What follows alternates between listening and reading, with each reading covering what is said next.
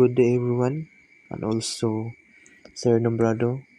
So it's my it is my report of your subject of electrical machine, and this is my PowerPoint report entitled Introduction of Electrical Machine. This is the definition of electrical machine. Electrical machine is a device that convert electrical energy into or mechanical energy into electrical energy. So, which is it include devices like motor, generator, and transformer. There are different type of motors. So, which is the single phase motor and the three phase motor. So, the single phase motor, there is a live and neutral, and otherwise, which is a three phase motor. Three alternating voltage of equal magnitude and frequency, separated by 120% phase different. So, the three phase,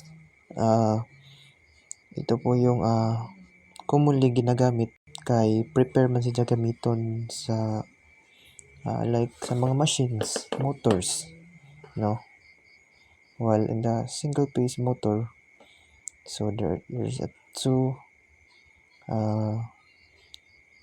which is live and neutral. So, type of electrical.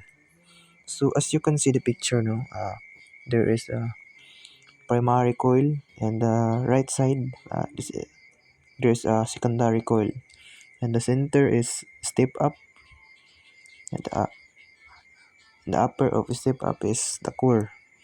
So the left side is ito po yung step up, o tinatawag step down and step up. So ito po yung transformer na tinatawag nila step up. Sila po yung for example, may low heat, low energy or low electrical, mahina. Ito po yung ginagamit para tumaas o lumibel yung kuryente na lumibel ng 230 o 220 volts, which is ito po yung magtataas ng kuryente kung mahina yung kuryente ng supply ng Sulico. Ito po yung mag-i-step up para mapanatiling pantay yung kuryente, o ito o umaabot ng 230 volts exactly, no? So ito po yung ginagamit nila para malibel yung kuryente sa mga mabibigat na appliances, dahil kung walang step up na transformer, hindi gumagana yung mga malalakas kumain ng kuryente, yung mga, as you can see, this is types of transformer. So there step down and step up, isolation type, single phase, instrument type, iron core type, three phase, power type, and etc. So there is a picture, no, as you can see. Makikita mo yung mga iba't ibang uri ng transformer, gaya ng step up, no, then one step down. Then so sa single phase, ito po yung commonly ginagamit, and step up and step down, ito po yung commonly ginagamit o commonly used sa mga industrial or sa mga so sa mga industrial o sa mga mall, no? Unless the three-piece and the otherwise the iron core type and etc. Noon, ito po yung mga common ginagamit, step up. So, operational characteristics of electrical machines. So, number 1, speed, torque characteristic. It shows the relationship between speed and torque of the machines, no?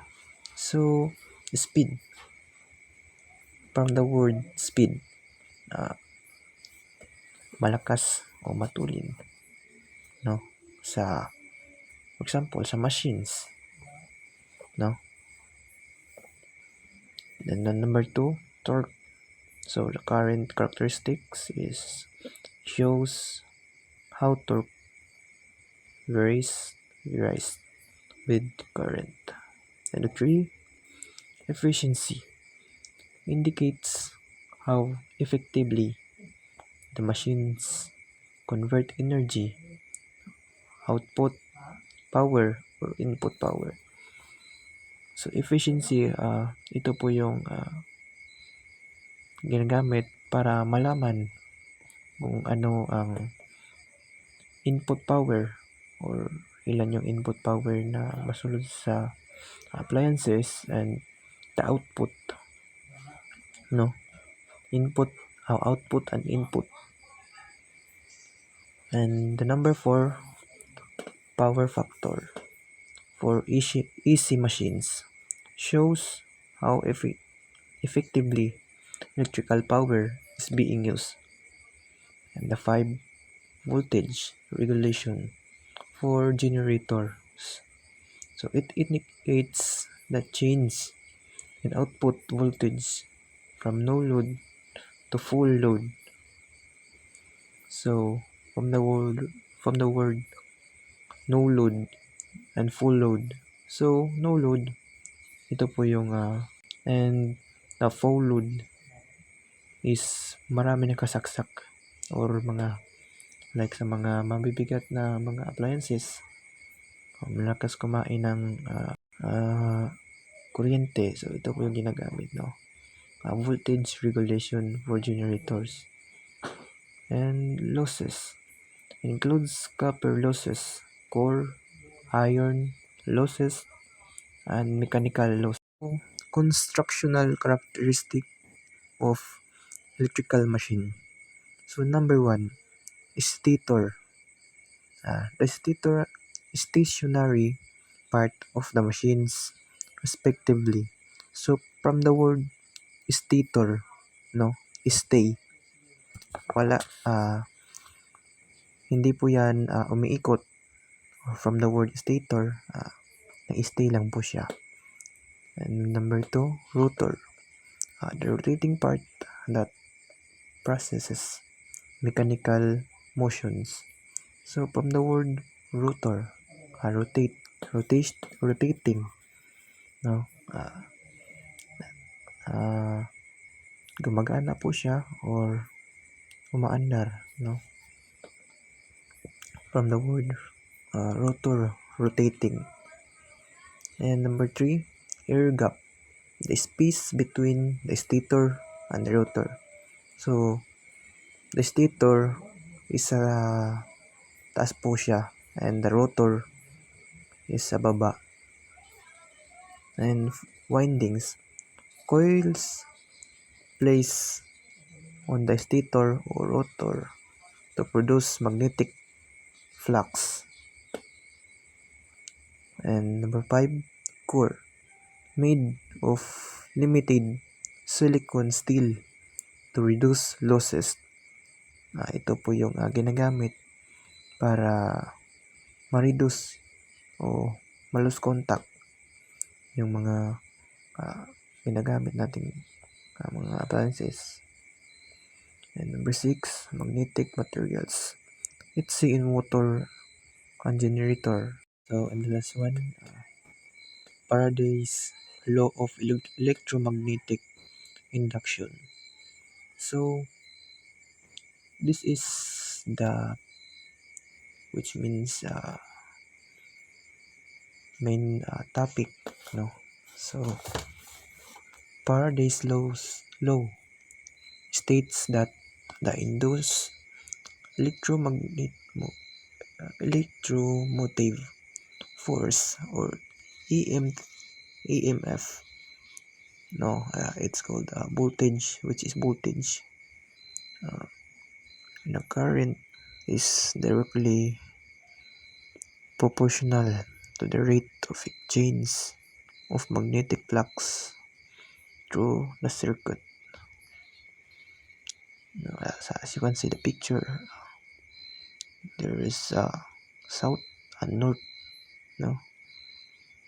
From south, return to the north, no? Bumababa po siya at umiikot, which is the north, and the north umiikot naman patungong south, no? Sa pataas, at sa baba, south to north. Na yun po yung umiilaw yung ilaw natin, which is naman which is the ikuan of magnetic flux, no?